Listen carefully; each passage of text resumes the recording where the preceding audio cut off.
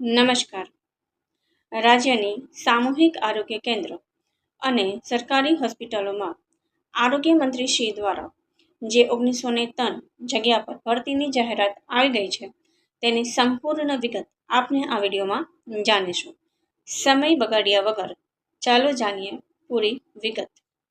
Staff nurse વર્ગ 3 ભરતીના form 5/10/2024 બપોરે 2 વાગ્યાથી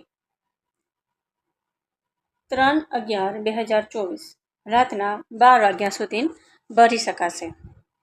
આગળ જોઈએ. હવે આ ભરતી કેટલી જગ્યાઓ પર આવેલી છે. હાલની વલઘટની કુલ જગ્યા અનુસૂચિત જનજાતિ SC માટે 41, અનુસૂચિત જનજાતિ માટે 96, SC/BC માટે 3, EWS માટે 2 ઘટમાં છે. દિવ્યાંગ માટે 134 ઘટમાં છે. એમ કરીને ટોટલ 138 જગ્યાઓની વધઘટ છે. આગળ જોઈએ.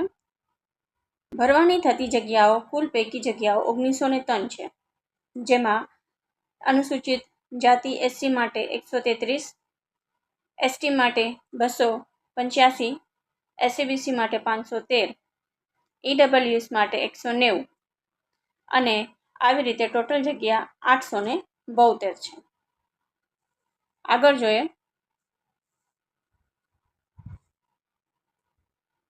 SC માટે 92, ST માટે 189, SC/BC માટે 510, EWS માટે 192 અને હેન્ડીકેપ PH માટે 210. આવી રીતે 920 જગ્યા અને પ્લસ 872 અને 138 આવી રીતે ટોટલ થઈને 1903 જગ્યાની ભરતીની જાહેરાત બહાર પડેલી છે. આ રીતે વધઘટ થતી કુલ જગ્યાઓ 1903 છે. પગાર ધોરણ પહેલા 5 વર્ષ માટે 40,800 આપવામાં આવશે. 7મા પગાર પંચ પે મેટ્રિક્સ લેવલ 5 પગાર ધોરણ મુજબ 29,200 થી 92,300 સુધી પગાર રહેશે. શૈક્ષણિક લાયકાત INC ઇન્ડિયન નર્સિંગ કાઉન્સિલ અથવા GNC ગુજરાત નર્સિંગ કાઉન્સિલ દ્વારા માન્ય સંસ્થાઓમાંથી મેળવેલ basic BSc nursing regular degree ધરાવતા, એટલે કે INC અથવા તો GNC દ્વારા માન્ય જે સંસ્થાઓ છે તેમાંથી BSc નર્સિંગ રેગ્યુલરમાં કરેલું હોવું જોઈએ, અથવા GNM જે general nursing and midwifery course છે તે કરેલો હોવો જોઈએ. જે ઉમેદવારોએ ANM auxiliary and midwifery FHW female health worker કરેલ છે અને તેઓ પાસે રાજ્ય સરકાર અથવા પંચાયતી સેવામાં છેલ્લા 10 વર્ષથી નિયમિત ફરજ બજાવે છે, તો તેઓ આ ભરતીની જાહેરાતમાં અરજી કરી શકે છે. પણ તેઓ લોકો પાસે ઉપર દર્શાવ્યા પ્રમાણે BSc નર્સિંગ અને GNM હોવું જરૂરી છે. તો તેઓ આ ફોર્મ ભરી શકે છે અને તેઓની ઉંમરમાં પણ તે લોકોને છૂટછાટ મળવાપાત્ર છે. છૂટછાટ 45 વર્ષ કરતાં વધુ ન હોવી જોઈએ. હવે આગળ જોઈએ.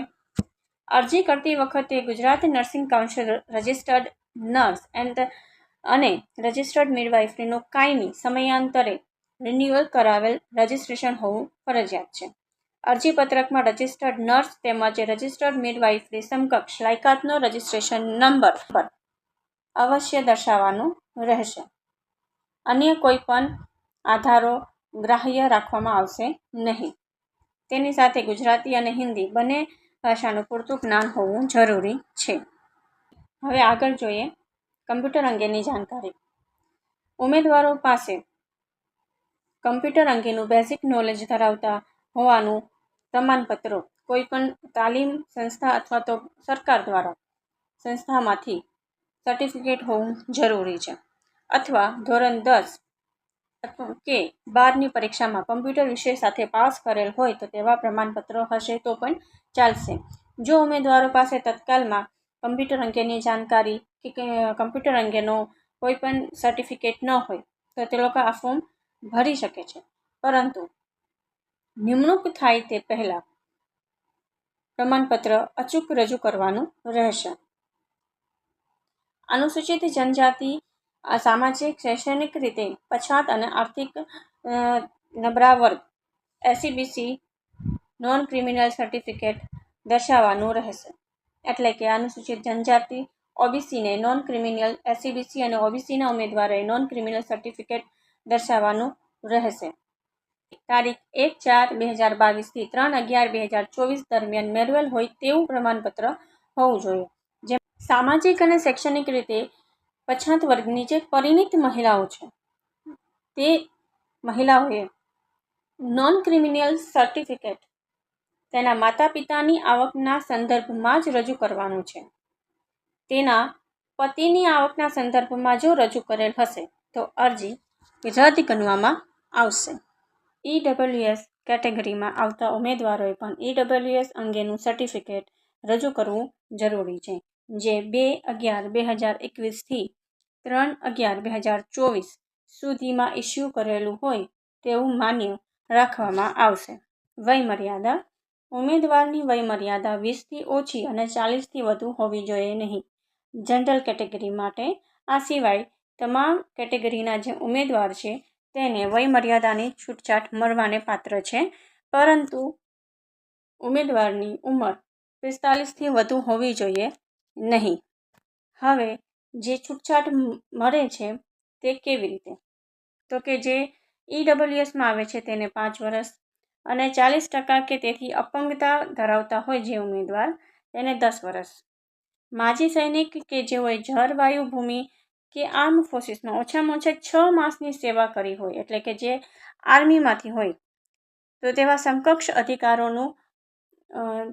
સમકક્ષ અધિકારીઓનું ઓળખ કાર્ડ પ્રમાણપત્રો ધરાવતા હોય તો તેવા લોકોને 3 વર્ષ સુધીની છૂટછાટ મળવાને પાત્ર છે. આ સિવાય સામાન્ય વહીવટ ધરાવતી જોગવાઈ મહિલા ઉમેદવારોને 5 વર્ષની છૂટછાટ આપવામાં આવશે. એટલે કે અહીં મહિલા ઉમેદવાર માટે 5 વર્ષની છૂટછાટ, જનરલ અને અનામત કેટેગરીને 5 વર્ષની છૂટછાટ તો આપવામાં જ આવશે, પ્લસ તેમને મળતી જે વધારાની છૂટછાટ છે તે તો મળશે જ. આગળ પ્રક્રિયા, પસંદગીની પ્રક્રિયા. હવે અહીંયા જે પસંદગીની પ્રક્રિયા કેવી રીતે, તો કે OMR ઓપ્ટિકલ માર્ક રીડર પદ્ધતિથી પરીક્ષા લેવામાં આવશે, જેમાં 100 ગુણ નર્સિંગ વિષયના રહેશે અને બીજા 100 ગુણ ગુજરાતી વિષયના રહેશે. નર્સિંગ વિષયમાં ફંડામેન્ટલ ઓફ નર્સિંગ 20 ગુણ, મેડિકલ સર્જિકલ નર્સિંગ 20 ગુણ, મિડવાઇફરી પીડિયાટ્રિક નર્સિંગ 20 ગુણ, મેન્ટલ હેલ્થ અને સાયક્રાટિક નર્સિંગ 20 ગુણ, કોમ્યુનિટી હેલ્થ નર્સિંગ 20 ગુણ. આમ 100 માર્ક્સનું પ્રશ્નપત્ર હશે, જેમાં 100 માર્ક્સનું આવી રીતે નર્સિંગનું પૂછવામાં આવશે. અને હવે ગુજરાતી પેપર 2 જે 100 માર્ક્સનું છે, જેમાં ભાષા 30 માર્ક્સ, વ્યાકરણ 40 માર્ક્સ, સાહિત્ય 30 માર્ક્સ. આમ ગુજરાતી ભાષાનું બીજું 100 માર્ક્સનું, એટલે કે ટોટલ 200 માર્ક્સ. 100 માર્ક્સ નર્સિંગ અને 100 માર્ક્સ ગુજરાતી, આવી રીતે 200 માર્ક્સનું OMR પદ્ધતિથી પેપર લેવામાં આવશે. હવે આગળ જોઈએ, દરેક ખોટા પ્રશ્નના જવાબ માટે 0.25 ગુણ બાદ કરવામાં આવશે, જેમાં 40% ગુણ લેવા જરૂરી છે. 40% ગુણ મળશે તો એક્ઝામ ક્લિયર, એટલે કે પાસ કરેલી છે તેમ કહેવાશે. પરીક્ષા ફી: જનરલ કેટેગરીના ઉમેદવારો માટે પરીક્ષા ફી 300 રૂપિયા છે અને સાથે સાથે જે પોસ્ટ ચાર્જ અથવા તો બેંકનો જે ચાર્જ છે તે ભરવાનો રહેશે. આની વધારાની જે માહિતી છે કે જે જનરલ કેટેગરીના ઉમેદવાર છે તે લોકો પોસ્ટ ઓફિસ મારફતે અરજી ફી ભરવા માંગતા ઉમેદવારોએ ઓનલાઈન અરજી કર્યા બાદ ઓજસ વેબસાઇટ પરથી અરજીપત્રક સાથે આપેલ પોસ્ટ ઓફિસના 3 3 ચલણની A4 સાઇઝની પ્રિન્ટ લઈને કોઈપણ કોમ્પ્યુટરાઇઝ્ડ પોસ્ટ ઓફિસમાં રજૂ કરવાથી તેઓ દ્વારા ફી સ્વીકારવામાં આવશે. એટલે કે જે જનરલ કેટેગરીના ઉમેદવારો છે, જે લોકો પોસ્ટ ઓફિસમાંથી જે ફી ભરવા માંગે છે, તો પોસ્ટ ઓફિસમાંથી જે 3 ચલણની A4 સાઇઝની પ્રિન્ટ આપે છે, એ પ્રિન્ટ લઈને તમે કોઈપણ કોમ્પ્યુટરાઇઝ્ડમાં જશો તો ત્યાં તમારી ફીનું જે છે સ્વીકારવામાં આવશે. હવે જે જનરલ કેટેગરીના ઉમેદવારો છે, આ જે 3 ચલણ પૈકી જે ચલણ છે તેમાંથી એક ચલણ છે એ પોસ્ટ ઓફિસ રાખશે અને બાકીના 2 ચલણની જે પ્રિન્ટ છે એ તમને સહી સિક્કા સાથે પરત આપશે. આ જે 2 પ્રિન્ટ છે એ ઉમેદવારોએ સાચવીને રાખવાની છે, જે જ્યારે તમે પરીક્ષા દેવા જાઓ ત્યારે ત્યાં અચૂક રજૂ કરવાની રહેશે. જો નહીં હોય તો પરીક્ષા દેવામાં આવશે નહીં. જો નહીં હોય તો પરીક્ષા નહીં દેવાની. અને પોસ્ટ ઓફિસમાં કે તેમજ ઓનલાઈન ફી ભરવાની છેલ્લી તારીખ 4/11/2024 છે. ફીસ કોઈપણ રીતે રિફંડેબલ નથી. હવે આ અંગે અગર આપને કોઈ પણ ડાઉટ હોય તો મેસેજ કરીને તમે પૂછી શકો છો. ધન્યવાદ.